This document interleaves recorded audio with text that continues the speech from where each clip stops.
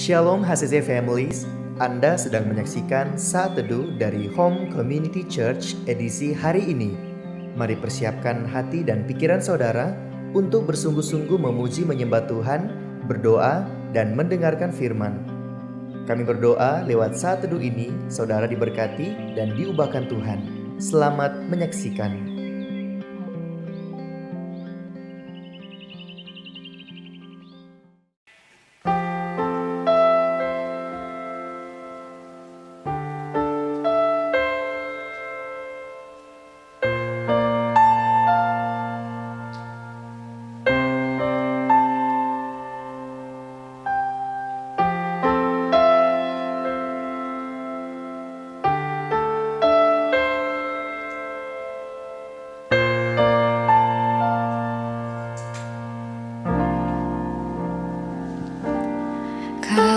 Tuhan, penolong dalam hidupku, ku percaya hanya kepadamu. Kau pegang tanganku dan tuntun langkahku, Yesus, kau perlindunganku.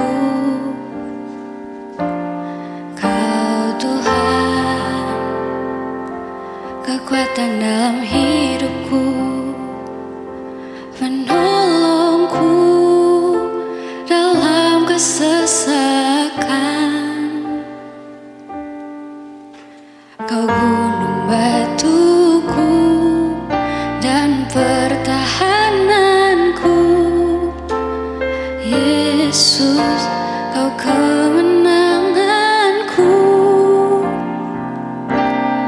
Yesus, padamu ku berseru, Kaulah penyelamatku. Terpujilah Kau Tuhanku, mulutku memuji nama-Mu sepanjang umur hidupku. Terpujilah Kau Tuhanku di atas segalanya.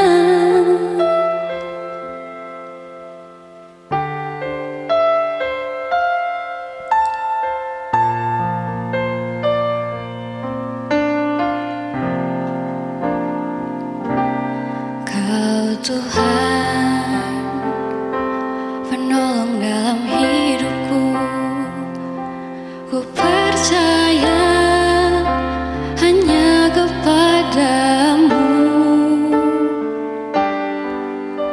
Kau pegang tanganku dan tuntun langkahku,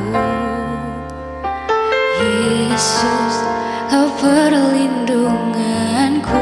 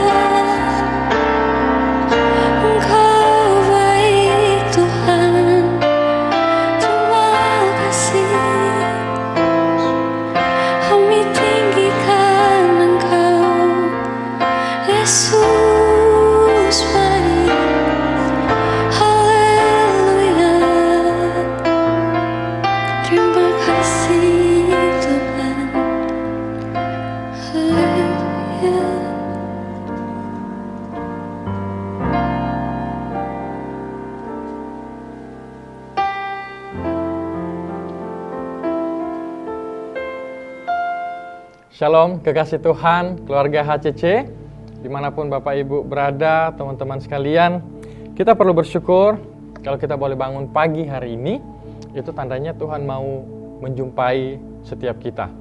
Dan tahukah Bapak Ibu sekalian bahwa ada banyak opsi sebenarnya yang boleh kita pilih untuk kita tidak saat teduh di pagi hari ini. Tetapi saya percaya bahwa saat kita mau mengambil bagian untuk duduk dengarkan firman Tuhan di saat teduh pagi hari ini, itu tandanya Tuhan mau menyampaikan isi hatinya buat kita semua. Amin. Dan saudara siap untuk mendengarkan firman Tuhan? Untuk itu saya mengajak untuk kita berdoa. Kita berdoa. Engkau Tuhan penyembuh kami, Engkau Tuhan yang adalah kasih itu sendiri. Kami bersyukur Tuhan kalau Tuhan masih percayakan kehidupan buat kami sampai pagi hari ini. Kami bersyukur buat setiap anugerah Tuhan dalam kehidupan kami, dalam pekerjaan kami dan keluarga kami. Dan saatnya Tuhan, kami mau mendengarkan isi hati-Mu lewat kebenaran, sharing saat teduh di pagi hari ini. Mengurapi setiap kami, biarlah Roh Kudus menuntun kami kepada sebuah pengertian yang benar. Dalam nama Tuhan Yesus, kami berdoa dan mengucap syukur. Amin. Amin, amin. Bapak Ibu sekalian, kita mau belajar di dalam Matius, pasalnya yang ke-12, pasal 12, ayatnya yang ke-9 sampai ayatnya yang ke-14 ya. Matius 12 ayat yang ke-9 sampai ayatnya yang ke-14. Dan saat teduh kita pada pagi hari ini, saya beri judul Yesus menyembuhkan orang pada hari Sabat. Saya bacakan buat kita semua. Setelah pergi dari sana, Yesus masuk ke rumah ibadat mereka. Di situ ada seorang yang mati sebelah tangannya. Mereka bertanya kepadanya, bolehkah menyembuhkan orang pada hari Sabat? Maksud mereka ialah supaya dapat mempersilahkan dia. Tetapi Yesus berkata kepada mereka, jika seorang dari antara kamu mempunyai seekor domba, dan domba itu terjatuh ke dalam lubang pada hari Sabat, tidakkah ia akan menangkapnya dan mengeluarkannya? Bukankah manusia jauh lebih berharga daripada domba? Karena itu, boleh berbuat baik pada hari Sabat. Lalu kata Yesus kepada orang itu, ulurkanlah tanganmu. Dan ia mengulurkannya, maka pulihlah tangannya itu dan menjadi sehat seperti tangan yang lain. Lalu keluarlah orang-orang Farisi itu dan bersengkokol untuk membunuh dia. Nah ini saudara dari ayat 9 sampai ayatnya yang ke-14. Nah kalau saudara membaca di ayat-ayat sebelumnya, dari ayat 1 sampai 8, itu sebenarnya sudah terjadi komunikasi ya antara Tuhan Yesus dengan orang-orang Farisi mengenai murid-muridnya yang memetik gandum di hari Sabat. Nah namun di ayat yang 7 dan 8 itu sangat jelas Tuhan Yesus mau sampaikan bahwa Tuhan itu menghendaki sebuah belas kasih daripada sebuah persembahan. Nah kalau kita baca tadi di ayat yang ke-9 sampai ayat yang ke-14, itu sebenarnya ada situasi di mana Tuhan Yesus itu sedang berada di rumah ibadat dan sedang mengajar kepada banyak orang. Dan pada waktu itu bersamaan ternyata ada orang yang sakit, saudara. Orang yang sakit yang tangannya itu mati sebelah. Kemudian dengan penuh belas kasihan, Tuhan Yesus meminta orang yang sakit itu untuk berdiri di tengah-tengah orang-orang yang sedang ibadah di situ. Kemudian Yesus tanya kepada banyak orang, apakah boleh berbuat baik di hari Sabat? Atau bolehkah menyembuhkan orang di hari Sabat? Kemudian tidak ada yang menyaut satu orang pun. Kemudian Yesus meminta orang sakit itu untuk mengulurkan tangannya, dan di situ terjadi mujizat kesembuhan. Orang itu sehat dan pulih kembali seperti tangannya yang satunya lagi. Nah, kekasih Tuhan, penyampaian Yesus kepada orang-orang di situ mengenai menyembuhkan dan menolong orang sakit, sebenarnya gini. Tuhan Yesus itu sedang memperkenalkan kepada semua orang bahwa ada salah satu DNA Tuhan yang Yesus mau sampaikan, yaitu adalah Tuhan itu suka menyembuhkan, saudara. Tuhan itu suka menyembuhkan. Dia Tuhan yang penuh dengan belas kasih. Sebab kenapa? Dia Tuhan penyembuh dan dia sendiri itu adalah kasih itu sendiri, saudara. Namun di lain sisi menariknya, ada orang-orang yang terusik dengan karya penyembuhan Tuhan Yesus pada waktu itu. Siapa, saudara? Yaitu orang-orang Farisi. Nah, orang-orang Farisi itu mereka melihat kondisi itu dengan paradigma mereka, yaitu tidak boleh menyembuhkan orang di hari Sabat. Tetapi berbeda dengan sudut pandang Tuhan. Tuhan lebih mengutamakan belas kasih untuk menolong umatnya daripada sekedar aturan atau hukum. Nah, begitu juga dengan kita hari ini. Ada beberapa orang yang mungkin paradigmanya keliru. Keliru. Mereka kadang-kadang bertanya, apakah Tuhan mau menyembuhkan saya enggak ya? Sehingga dari pertanyaan itu mereka mulai melakukan hal-hal yang sifatnya ritual agamawi. Jadi mereka berpikir begini, kalau Tuhan mau menyembuhkan saya harus buat A, B, C, dan selanjutnya.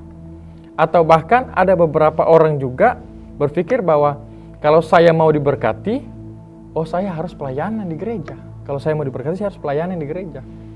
Atau kalau saya mau mendapatkan berkat yang banyak, saya juga harus rajin-rajin kasih persembahan. Saudara, apakah ini bukan sebuah hal yang keliru buat kita? Ya, tidak ada yang salah dari sebuah pelayanan yang kita lakukan di rumah Tuhan.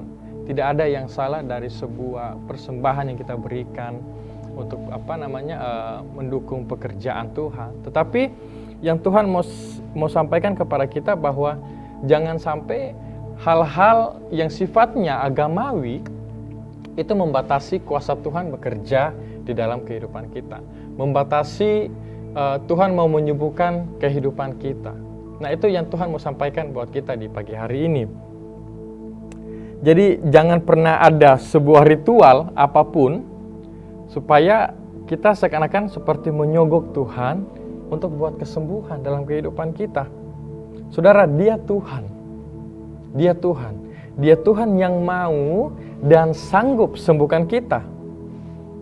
Dia Tuhan yang mau dan sanggup sembuhkan kita. Terus pertanyaannya, kenapa kita harus taat sama Tuhan? Kenapa kita harus taat sama Tuhan? Nah, ketaatan kita sama Tuhan itu adalah bentuk rasa hormat kita, saudara, sama Tuhan. Itu bentuk ekspresi cinta kita kepada Tuhan. Bentuk terima kasih kita kepada Tuhan. Jadi, hal yang kita lakukan tadi tentang melayani Tuhan dan lain sebagainya, itu bukan supaya mendatangkan mujizat kepada kita, bukan supaya kita sembuh, tetapi itu adalah bentuk kita berterima kasih dan rasa hormat kita kepada Tuhan. Nah, mujizat itu, saudara, sebenarnya hanya bonus daripada Tuhan. Tetapi ada hal yang lebih utama dari sekedar mujizat, yaitu adalah sebuah komunikasi dua arah antara kita dengan Bapa, antara kita dengan Tuhan. Nah, supaya Tuhan mau hubungan kita dengan Tuhan bukan hanya sekedar hubungan yang transaksi. Kita butuh kalau kita mau butuh sama Tuhan, kita lakukan A, B, C, D. Gitu. Tetapi ada hal yang Tuhan mau dari kita, bahwa ada hubungan antara kita dengan Tuhan yang terus kita upayakan, hubungan yang terus kita sengaja untuk jaga, saudara. Nah, untuk menanggapi pemahaman tentang orang Farisi tadi, mari kita belajar di Matius 22 ayatnya yang ke-36 sampai ayatnya yang ke-40 ya. Dibilang begini, Guru, hukum manakah yang terutama dalam hukum Taurat? Jawab Yesus kepadanya, kasihilah Tuhan Allahmu dengan segenap hatimu dan dengan segenap jiwamu dan dengan segenap akal budimu. Itulah hukum yang terutama dan yang pertama. Dan hukum yang kedua yang sama adalah kasihilah sesamamu manusia seperti dirimu sendiri. Pada kedua hukum inilah tergantung seluruh hukum Taurat dan kita para nabi. Kita mau fokus pada ayatnya yang ke-39. Di situ dikatakan bahwa kasihilah sesamamu seperti dirimu sendiri. Artinya ada hukum yang paling tertinggi yang Tuhan mau kita tahu hari ini, yaitu hukum kasih. Kasihi sesamamu manusia, mengasihi sesama, bukan hanya sekedar yang sama. Amin. Nah, saudaraku yang diberkati Tuhan, mungkin saudara mengingat ada sebuah cerita tentang orang Samaria yang murah hati. Oke, orang Samaria yang murah hati. Di situ ada seseorang yang habis dirampok, dipukuli, dan dia dibiarkan di jalan oleh perampok-perampok itu. Kemudian ada seorang imam yang lewat, namun dia hanya lihat dan membiarkan saja lewat. Bayangkan, saudara, seorang imam itu dia ngerti tentang hukum mengasihi, tapi dia tidak melakukannya. Dan ada juga orang Lewi yang lewat di situ, dan orang Lewi itu pun juga sama dengan imam tadi, membiarkannya. Padahal orang Lewi ini juga mengerti tentang kasih.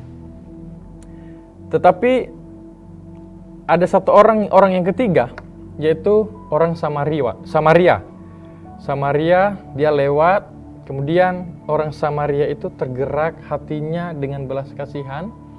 Kemudian dia menolongnya, kemudian dia membawa orang itu ke tempat penginapan untuk dirawat. Bahkan orang itu memberikan uang kepada penginapan itu untuk mereka minta orang itu akan dirawat. Wah, ini luar biasa sekali menurut saya dari cerita orang Samaria ini. Nah, kemudian Yesus bertanya kepada orang-orang, manakah dari 3 orang tadi yang menjalankan perintah kasihilah sesamamu? Orang-orang itu menjawab, orang Samaria itu, Tuhan.